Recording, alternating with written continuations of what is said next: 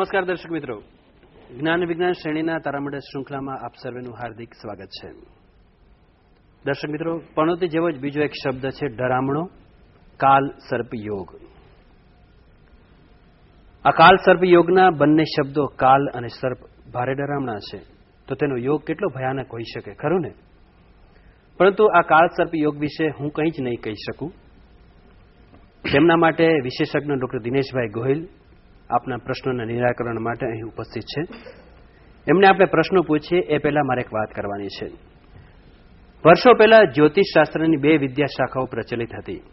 એક હતી પ્રાકૃતિક જ્યોતિષ અને બીજી હતી વિચારાત્મક એટલે કે ફલિત જ્યોતિષ. પ્રાકૃતિક જ્યોતિષમાં મુખ્યત્વે કુદરતી ઘટનાઓ જેવી કે કાળગણના, ભરતી ઓટ, ગ્રહણ અને મોસમ વિશે જ ભવિષ્યવાણી કરવામાં આવતી હતી. જ્યારે ફલિત જ્યોતિષ એટલે કે ગ્રહો અને નક્ષત્રોની જાતક પર શું શું અસર થઈ શકે છે તેની ભવિષ્યવાણી કરવામાં આવતી હતી. પરંતુ 17મી સદી પછી પ્રાકૃતિક જ્યોતિષનું સ્વરૂપ ધારણ કર્યું ખગોળ વિજ્ઞાને અને એક વિદ્યાશાખા તરીકે તેમને માન્યતા પ્રાપ્ત થતી આવી. તો ફલિત જ્યોતિષમાં પણ નિત નવા સંશોધનો થતા જ રહે છે. દર્શક મિત્રો, મારી વાત તો ઘણી લાંબી ચાલશે, પરંતુ એ પહેલા દિનેશભાઈનું હું આપ સર્વે દર્શકો વતી હાર્દિક સ્વાગત કરી લઉં અને નમસ્કાર. કાલ સર્પ યોગ વિશે વાતના આપ સર્વે વતી હું મંડાણ કરું છું. દિનેશભાઈ, પનોતીની તો આપે ખૂબ સરસ સમજ અમારા દર્શકોને અને મને પણ આપી દીધી, પરંતુ ખરેખર આ કાલ સર્પ યોગ ખાસ કરીને ગુજરાતમાં બહુ જ સાંભળવા મળે છે. મારા કાને તો આ કાર્યક્રમ કર્યા પછી અથડાય જ કરે છે. તો ખરેખર કાલ સર્પ યોગ છે, ખરેખર ગભરાવા જેવું છે કે કેમ, અને એના વિશે શું આપ માહિતી અમારા દર્શકોને આપવા માંગો છો આજે? કાલસર્પ યોગ માત્ર ગુજરાતની તમે વાત કરતા હો તો એવું નથી. સમગ્ર ભારતમાં અથવા નેશનલ લેવલ કે ઇન્ટરનેશનલ કોઈ પણ લેવલ ઉપર આના ઉપર અવારનવાર વિચારો, વિચારધારાઓ, સંશોધનો, અલગ અલગ મંતવ્યો વગેરે વગેરે વગેરે બધું ચાલ્યા જ કરે છે.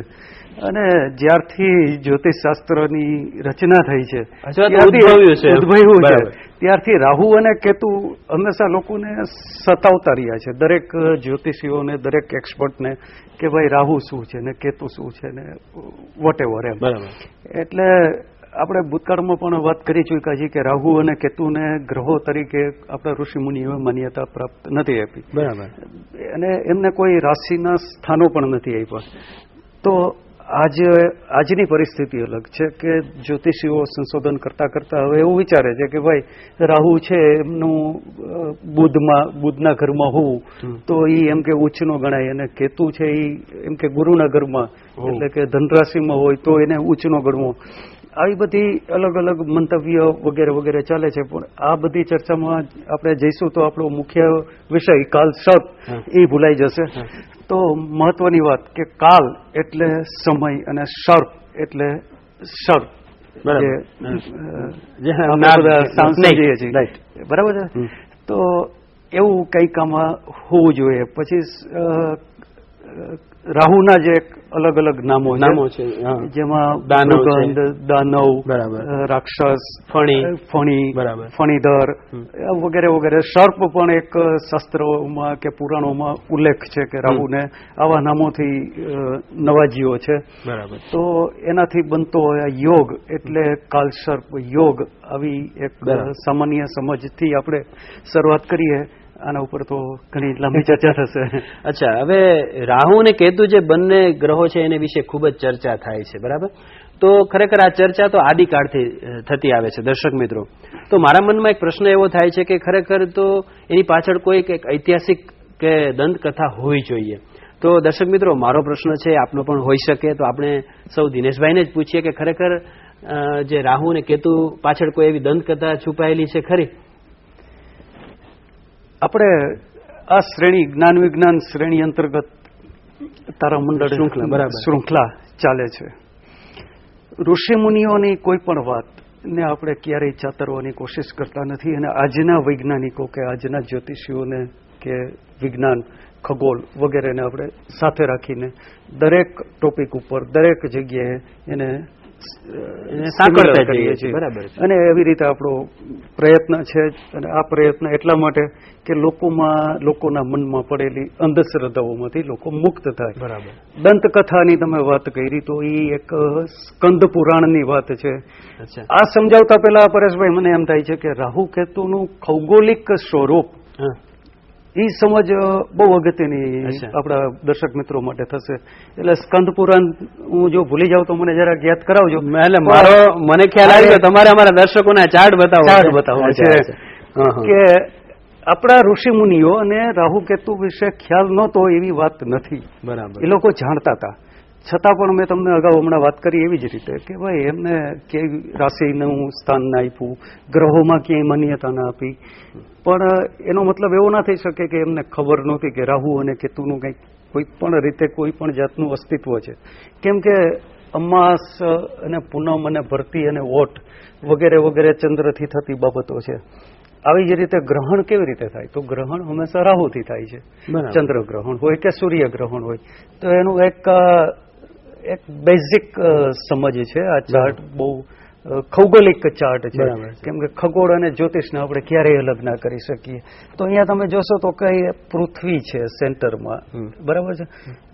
અગાઉ આપણે વાત કરી હતી કે ભાઈ પૃથ્વીનો ઉપગ્રહ છે એ ચંદ્ર છે. બરાબર. ચંદ્ર છે એ પૃથ્વીનો ઉપગ્રહ છે. બરાબર છે.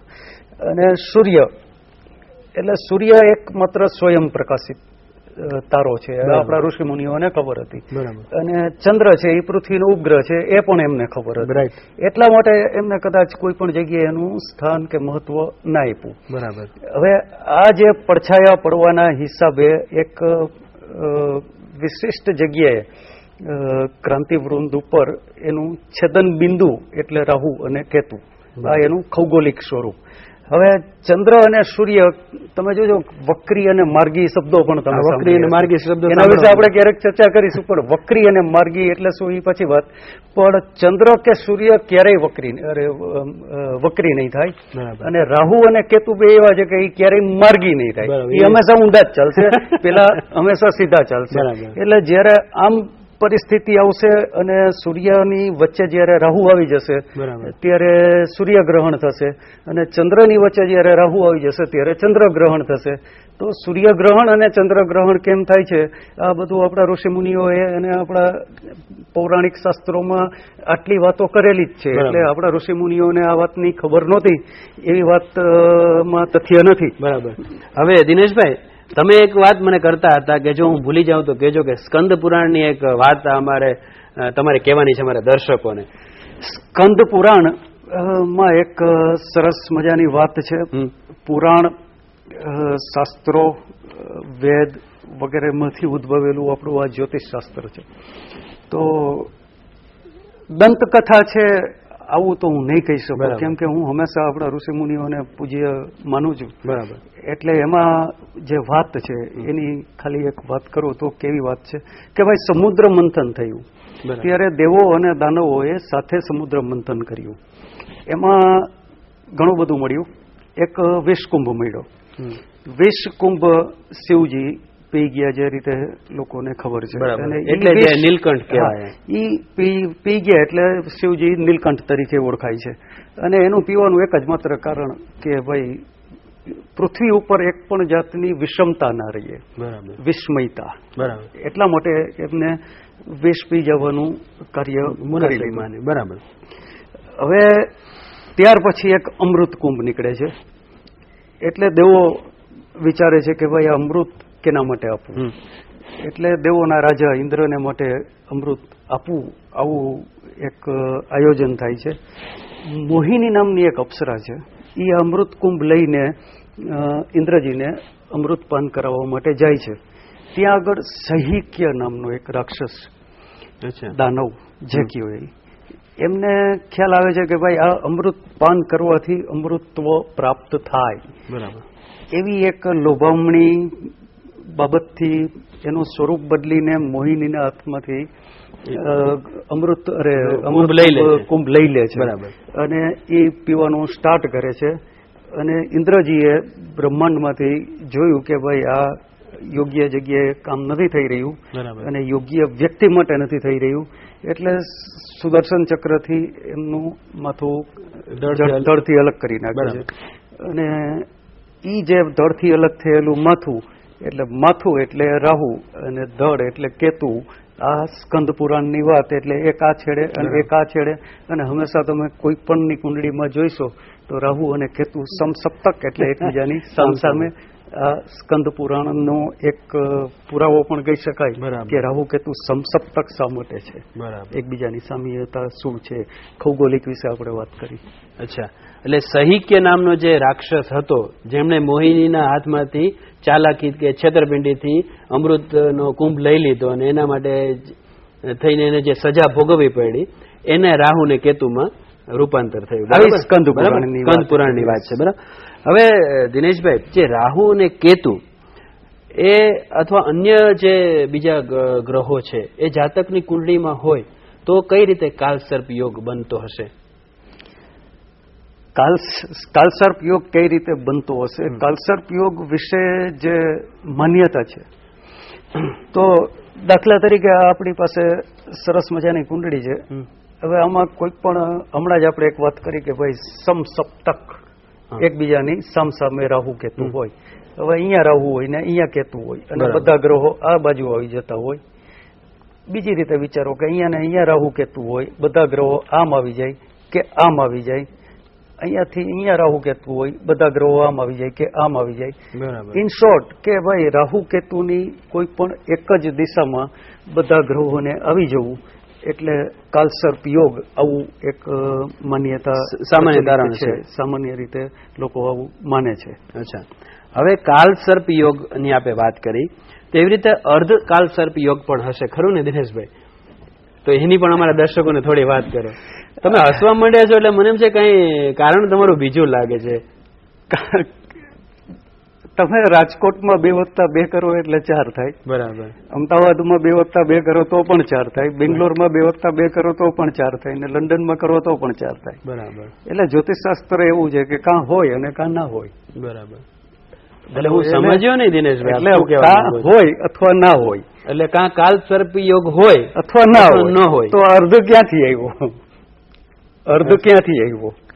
એટલે અર્ધ કાલસર્પ ક્યાંથી આવ્યો એની ચર્ચા કરતા પહેલા મેં તમને વાત કરી કે આપણે કોઈ વ્યક્તિ વિશેષ કે કોઈ પણ ના સંશોધનોને આપણે ટીકાત્મક સ્વરૂપે નથી જોતા અને વાદ વિવાદમાંથી હંમેશા શીખવું જોઈએ. બરાબર. અને શીખવા મળે અને તો જ તમે કંઈક સંશોધાત્મક કાર્ય કરી શકો. બરાબર. એટલે અર્ધ કાલસર્પ વિશે જેમ મેં તમને કાલસર્પ વિશે સમજાવ્યું કે ભાઈ રાહુ અને કેતુની એક બાજુ આવતા ગ્રહો એટલે કાલસર્પ અને કોઈ પણ સ્થાનથી, બરાબર છે. તો ક્યારેક એવું બને કે ભાઈ રાહુ અને કેતુ એક સમસપ્તક સામસામે હોય, લગભગ બધા ગ્રહો એક બાજુ આવી જતા હોય, પણ એકાદો ગ્રહ ક્યાંક બહાર જતો રહેતો હોય એટલે કે અર્ધ કાલસર્પ યોગ છે. એટલે એકાદું ખાનું આમાં ખાલી રહે એવું બને કે ખાલી રહે એ નહીં પાછું કે કોઈક પૂર્ણ બી ગણે છે, કોઈક અર્ધ બી ગણે છે. તમારું શું મંતવ્ય છે? એ તો પાછા આગળ ઉપર હું તમને મારા ઇલેસ્ટ્રેશન આપીશ ત્યારે કહીશ. બરાબર. એટલે ક્યારેક ખાલીને પણ અર્ધમાં ગણવામાં આવે છે. પછી રાહુ અને કેતુ એકચ્યુઅલમાં તો એમ કે ઇન્ડિપેન્ડન્ટ હોવો જોઈએ, સ્વતંત્ર રીતે. એની સાથે બીજો એક પણ ગ્રહ ના આવવો જોઈએ. તો એની સાથે જો પણ કોઈ પણ એક ગ્રહ આવી જાય તો પણ એ ખંડાત્મક બની જાય. બરાબર. અથવા તો અર્ધ કાલસર્પ જે તમારો પ્રશ્ન છે. બરાબર. તો આવી બધી વાતો અને આના ઉપરના સંશોધનો, રિસર્ચ ને વગેરે વગેરે આગળ ચાલતી જ હોય છે. બરાબર છે. અને લોકો આની બરાબર સમસ્યાઓથી ઘેરાયેલા છે. બરાબર. અને આના ઉપર ખૂબ મોટા પાયા ઉપર સંશોધનો ચાલુ છે, પણ કમનસીબી છે કે કઈ એકદમ તથ્ય અને નક્કર નથી, નકારાત્મક બાબત બહાર નથી, હજી સુધી નથી આવી. એમ દર્શક મિત્રો, કાલસર્પ યોગની ચર્ચા આપણે આવતા અંકમાં ચાલુ જ રાખવાના છીએ, પરંતુ કાળ કોઈને છોડતો નથી, કાળ કોઈનો પીછો પણ છોડતો નથી. બરાબર ને દિનેશભાઈ? યસ. તો આ તકે મને કવિ રમેશ પારેખની એક રચના યાદ આવે છે. તમે અનુમતિ આપો તો આપણા દર્શકોને હું કઈ સંભળાવું. ચોક્કસ. બરાબર. કે દ્વાર ખખડે અને કોઈ ટપાલી હોઈ શકે, ના કોઈ હોય ગલી સાવ ખાલી હોઈ શકે, સમયના હાથને કઈ રીતે ઠેલશો પાછો, એ માગે ચીજ તે તમને વહાલી પણ હોઈ શકે. જો સ્થાનભેદ ના ગણીએ તો એક સંભવ છે. જો સ્થાનભેદ ના ગણીએ તો એક સંભવ છે. તમાચા જેવો તમાચો તાલી પણ હોઈ શકે. દર્શક મિત્રો, કાલ સર્પ યોગ આપણા સૌ માટે તમાચો છે કે તાલી, એની ચર્ચા વિશેષજ્ઞ ડોક્ટર દિનેશભાઈ ગોયલ સાથે આવતા સપ્તાહમાં ફરી કરીશું. એ દરમિયાન આજનો અંકનો સમય સંપન્ન થવા આવ્યો છે. અમે બંને આપ સર્વે દર્શકો સામેથી વિદાય લઈએ છીએ. આપ સર્વે અમારી સાથે રહ્યા તે બદલ આપ સર્વેનો ખૂબ ખૂબ આભાર. દિનેશભાઈ, આપના પણ ધન્યવાદ. આભાર.